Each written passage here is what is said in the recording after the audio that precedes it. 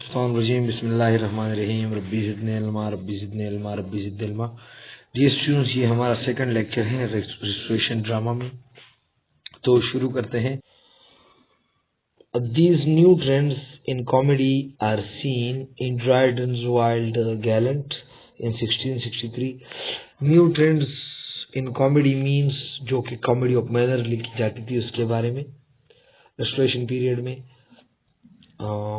एथरोडेज जो कि वो 1635 में पैदा हुआ, 1691 में उसका डेथ हुआ। द कॉमिकल रिवेंज, और उसका दूसरा नाम है the love in a tub, जो कि 1664 में लिखी गई। ये भी एक कॉमेडी ऑफ मैनर है। Wycherley's, the country wife and the plain dealer, उसके दो प्लेस है जो कॉमेडी ऑफ मैनर है। And the place of Vanbrugh's and Farquhar's, ये दोनों राइटर है, उनके प्लेस और ये जो ऊपर हमने डिस्कस की, ये सारे प्लेस कॉमेडी ऑफ मैनर की शक्ल में लिखी गई। But the most gifted among all the restoration dramatist was William कॉन्ग्रेव।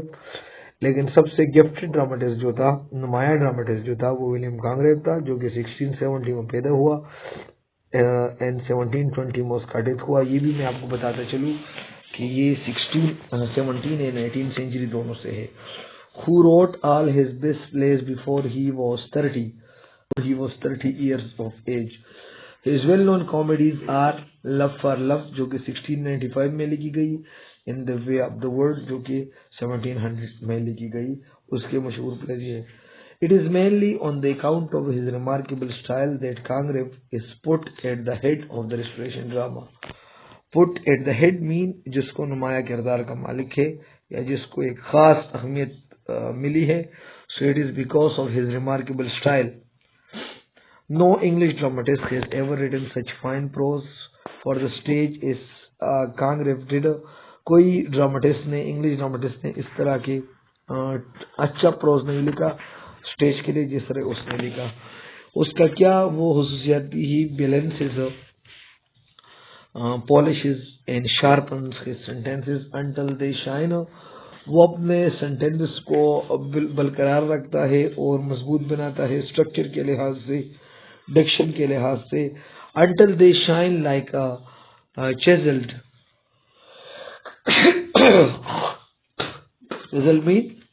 chisel mean cleared, like chisel mean cleared instrument, मतलब एक क्लियर औजार की तरह, ठीक या मुनासिब औजार की तरह वो अपने सेंटेंसेस को बनाता है। फॉर एन इलेक्ट्रिकल इक्विपमेंट, मतलब जिस तरह बिजली का कोई तार होता है, through which passes the current, जिससे करंट पास होता है, in shape of his incisive and scintillating wit. Incisive का मतलब गहरा, स्कैंडलेटिंग का मतलब चमकता हुआ। तो उसका वो जो है उसके अकल का मिसाल, यानी उसके वो जो है सेंटेंसेस का मिसाल बिजली की तार की तरह है, जिसमें हर एक वो जो है हर एक तार के अंदर गहरा और चमकता हुआ अकल जो है वो करंट की शक्ल में आता है। As the place of Congreve reflect the passions and povels of the upper class whose moral standard had become Lect। जैसे कि उसके वो जितने हमने एज ए होल प्लेस के ऊपर जब बात करता था तो हमने बात किया था कि अपर क्लासेस के वो प्लेस उनके लिए वो होता था जो लीड क्लास है। तो उसका भी यही काम था कि उसका वो मॉरल स्टैंडर्ड, जिसका मतलब अपर क्लास के वो ढीला होता था, मतलब वो जो है बस वो लेजी होते थे, तो उनके लिए वो प्लेस लिखते थे। They do not have universal appeal, और उनके प्लेस जो थे वो यूनिवर्सल नहीं थे। But as a social document their value is very great. लेकिन वैसे उसको देख के सोशल डॉक्यूमेंट्स नहीं, अगर उसके टेक्स्ट को आप देख ले, उसके राइटिंग को आप देख ले, तो वो वेरी ग्रेट थे। Moreover through these comedies were subjected to the very severe criticism by the romantics like Shelley and Leaves, and they are now again in a great demand, and there is a revival of interest in the restoration comedies। उसी time पे romantic जो लोग थे, जो शेले था, लेम था, उन लोग जो कीट्स थे, तो खास तौर पे शेले इन लेम ने, चार्ल्स लेम ने उसके ऊपर बहुत बड़ा क्रिटिसिज्म की, लेकिन आज फिर उन प्लेस को, यानी रेस्टोरेशन जो कॉमेडी ऑफ मैनर थे उनको वो जो है मतलब इंटरेस्ट और इसमें दिलचस्पी ली जाती है। In tragedy the restoration period specialize the heroic couplet, ये आपको एमसीक्यूज में आ सकता है कि कॉमेडी में वो जो है, आपको पता है हमने कौन सा कॉमेडी की बात की, हमने कॉमेडी ऑफ मैनर की बात की, जबकि ट्रेजेडी में heroic tragedy which dealt with the theme of magnitude, epic magnitude, जिसका थीम वो एपिक होता था, जिस तरह कोई हीरोइक डीड आपको बताता था। The heroes and heroines possess super human qualities, heroes and heroine के में super human qualities, super mean beyond human. The purpose of this tragedy was didactic, वो ट्रेजेडीज का जो अंदाज था वो कुछ यूँ था कि हमें कुछ सिखाता था। To inculcate virtues in the shape of bravery in conjugal love, या मतलब ये है कि वो नेकी को किसी तरीके से वो ज़हन नशीन करता था, और किस चीज में, वो बहादुरी की शक्ल में।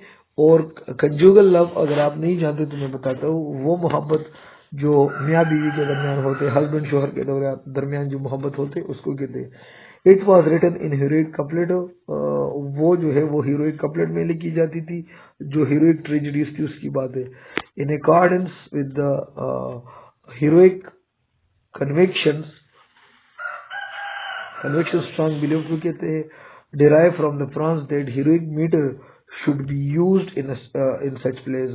और हीरोज का यही सोच था, यही कन्विक्शन था कि जो हीरोइक क्या चीज है, मीटर है, वो इन प्लेस के अंदर, हीरोइक ट्रेजेडीज के अंदर वो शामिल करना चाहिए या होना चाहिए। In its declamation took the place of natural dialogue, और इसके अंदर, इस प्लेस के अंदर, हीरोइक ट्रेजेडीज के अंदर नेचुरल डायलॉग्स होते थे जो आम लोगों के होते हैं। Moreover it was characters by the bombast exaggeration and sensational effect whenever possible, इसके अंदर बहुत ज्यादा एग्जेजरेटेड और बहुत ज्यादा बम्बास्ट वो स्टाइल होता था जहां तक वो मुमकिन हो।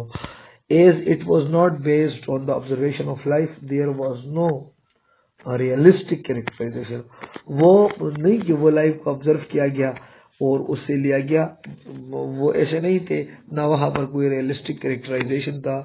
एंड इनविटेबली एंडेड हैप्पीली, और ना गजीरी अंदाज से वो इसका एंड जो था, ट्रेजेडीज का एंड जो था वो हैप्पी होता था। And virtue was always rewarded, और इस तरह के प्लेज में वर्च्यू जो था वो अमूमन रिवार्ड होता था। The chief protagonist of the end the writer of the heroic tragedy were Dryden, ये आपका जॉन ड्राइडन जो था वो हीरोइक ट्रेजेडी का बड़ा मास्टर था।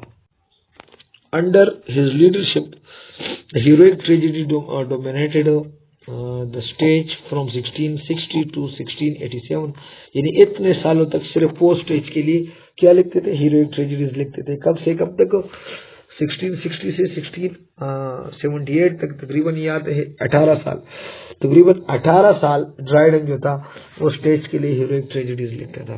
His first experiment at this type of drama was his play Tyrannic Love, यानी उस हीरोइक ट्रेजेडीज का जो सबसे पहला मिसाल जो ड्राइडन ने लिखा था, एमसीक्यूज भी हो सकते, वो टायरानिक लव है।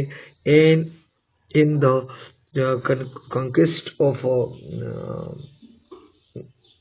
गोरांडा, दूसरा जो उसने प्ले लिखी है वो the conquest of Granada, he brought it to culminating point. और इसके अंदर जो है उसने जब द कंक्वेस्ट ऑफ गोरांडा लिखा तो इसके साथ वो जो है मतलब उसने हीरोइक ट्रेजेडीज लिखना बंद की। But then severe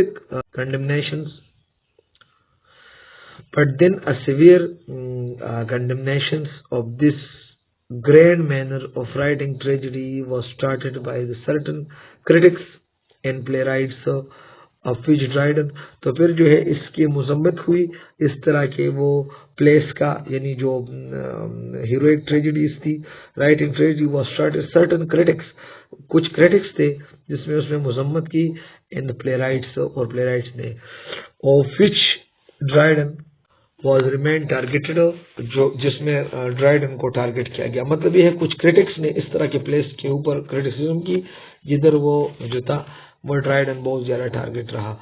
it has its effect on Dryden who in his next place Aurangzeb experience a greater restraint mean पाबंदी एंड डेकोरम, दोनों को कहते हैं, पाबंदियों को कहते हैं।